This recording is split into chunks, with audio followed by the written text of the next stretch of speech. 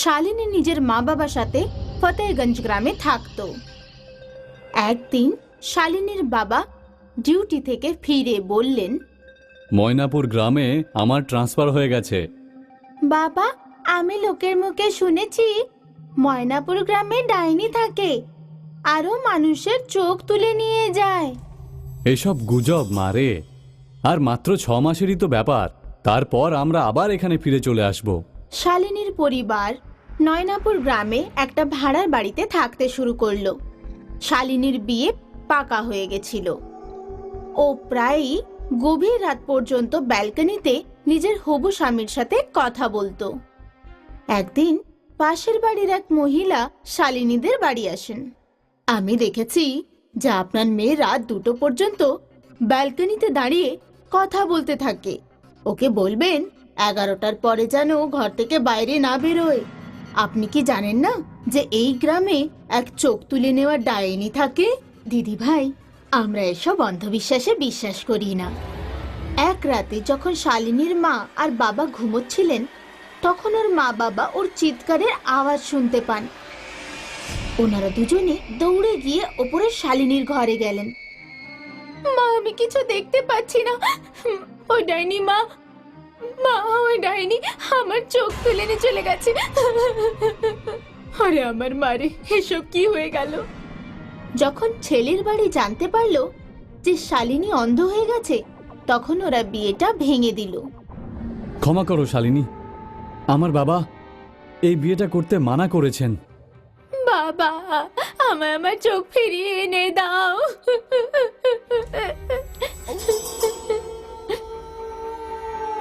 শালিনীর মা আর বাবা পাশের বাড়ির মহিলার কাছে গেল। দাদা, আমি তো আগেই বুঝিয়েছিলাম।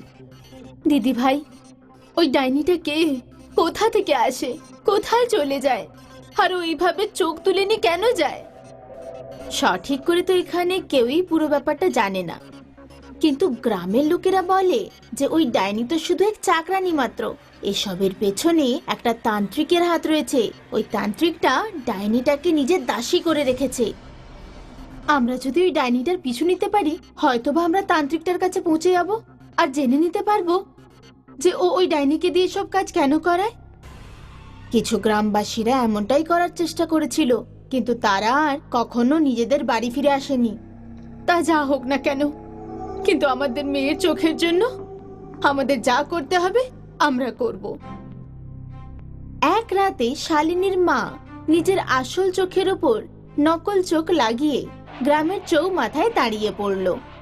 রাত 1টার সময় ডাইনি এলো।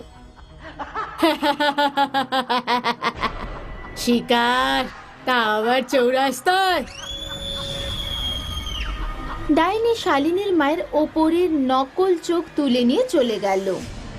তারপর শালিনীর মা বাবা ডাইনির পেছন পেছন গেলেন। ওই ডাইনি জঙ্গলের এক ভাঙা চোরা বাড়িতে গিয়ে ঢুকে পড়ল।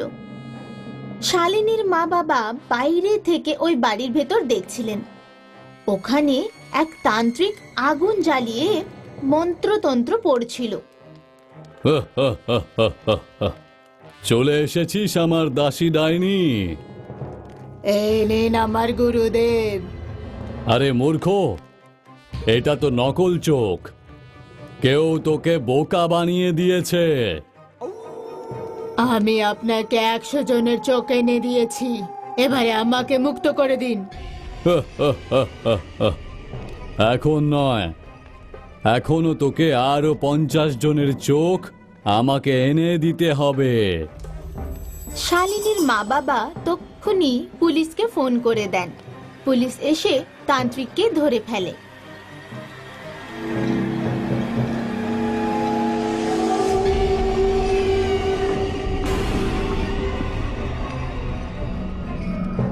এদের সকলকে মেরে ফেল ডাইনি। না, এতদিন আমি তোর কথাই শুনে এসেছি, অনেক মানুষকে মেরেছি, কিন্তু আর আমি তোর কথা শুনবো না। পুলিশ এসে তান্ত্রিকের মাথায় রিভলভার ঠেকিয়ে জিজ্ঞাসা করে, কেন করিস এসব? আমি এই সব চোখ অঙ্গ ক্রেতাদের বিক্রি করে দিই। এক জোড়া চোখ লক্ষ লক্ষ টাকায় বিক্রি হয়। তুই ডাইনিকে বলে যত মানুষের চোখ তুলিয়েছিস, ও কি বলে সেই সব মানুষের চোখ ভালো করিয়ে দে, না হলে তোকে এখানেই গুলি করে মেরে ফেলবো। না না, এমনটা করো না। তান্ত্রিক সমস্ত মানুষেরই চোখ আবার ভালো করে দিল। পুলিশরা তান্ত্রিককে ধরে নিয়ে চলে গেল। শালিনী নিজের চোখ ফিরে পেয়ে খুব খুশি হয়ে গেল। দীপক আজ নিজের মামার বাড়ি যাওয়ার প্রস্তুতি নিচ্ছিল। কিছুদিন পর তার মামার মেয়ের বিয়ে ছিল। মামার গ্রাম অনেক দূরে ছিল। ট্রেন একদিন বাদে রাত 1টার সময় গ্রামে পৌঁছল। দীপক টাঙা নিল আর গ্রামের দিকে রওনা দিল। সারা গ্রামে ভীষণ নিস্তব্ধতা ছিল।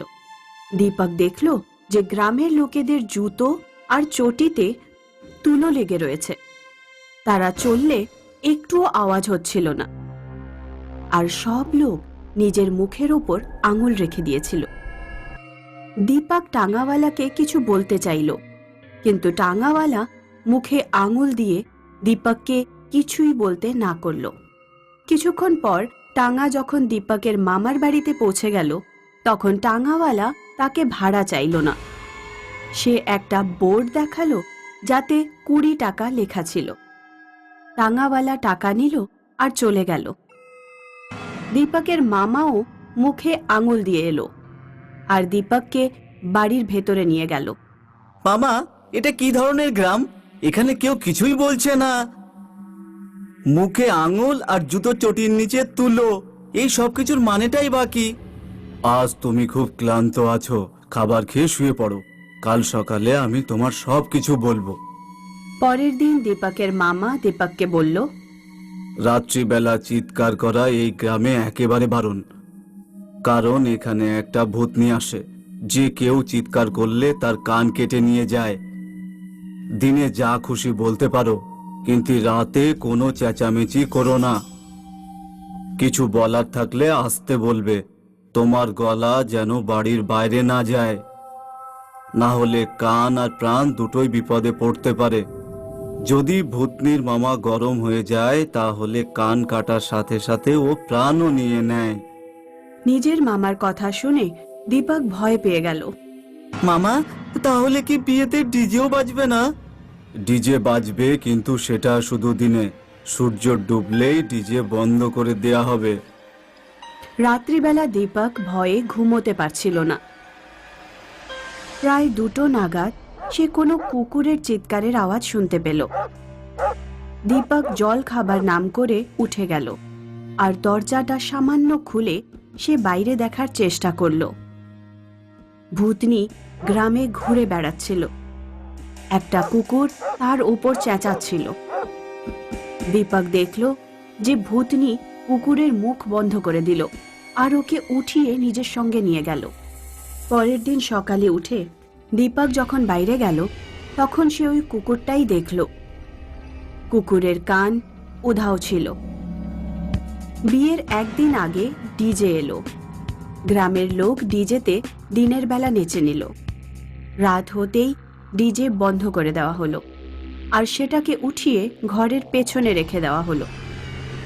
মামার মেয়ে রেখা, যার বিয়ে ছিল, নিজের এক বন্ধুর সাথে কথা বলছিল।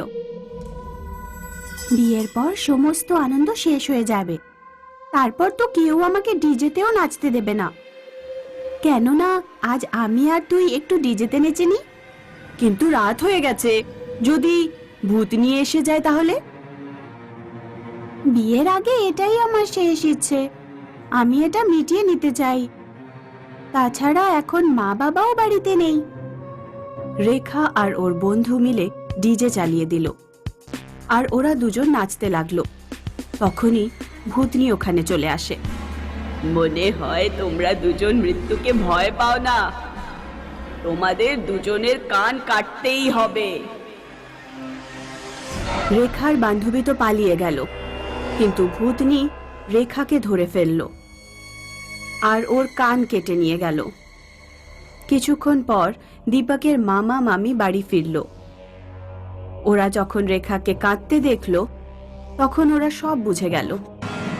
মা, তুই কি পাগল হয়ে গেছিলি? সবকিছু জেনে শুনে তুই ডিজে কেন চালালি? এখন জানি না কান কাটা মেয়ের সাথে ছেলের বাড়ির লোকেরা আদৌ বিয়ে করবে।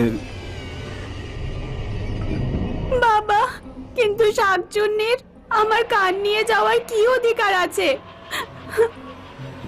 ও আমাদের গ্রামের লোকেদের চেঁচানোর জন্য কেন শাস্তি দেয়? আমার নিজের কান ফেরত চাই। মামা, ও ঠিকই বলেছে, আমাদের যেভাবেই হোক ওই ভূতনিকে মারতেই হবে।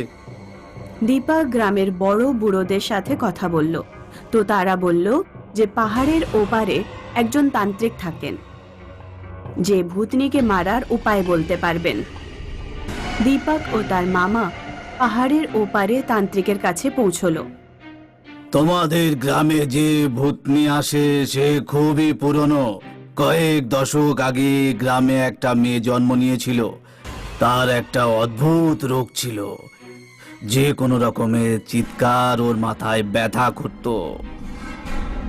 একবার ওই মেয়েটার প্রতিবেশীদের ঘরে বিয়ে হলো, আর খুব ঢাকঢোল বাজছিল, আর মেয়েটার মাথা যন্ত্রণায় ফেটে যাচ্ছিল।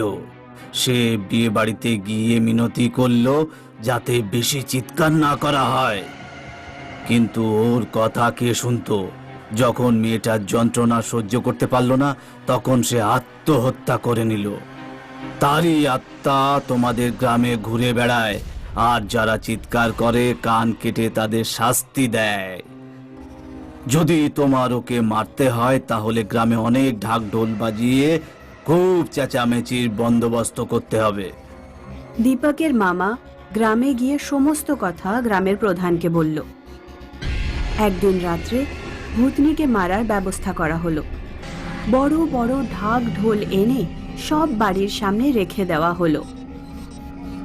রাতে যখন ভূতনি এলো, তখন গ্রামের লোকেরা ঢোল বাজানো শুরু করে দিল।